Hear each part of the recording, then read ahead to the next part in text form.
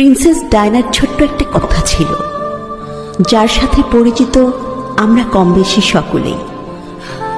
সে বলেছিলেন, আমি যাকে ভালোবেসেছিলাম সে ছাড়া গোটা বিশ্ব আমায় ভালোবেসেছিল।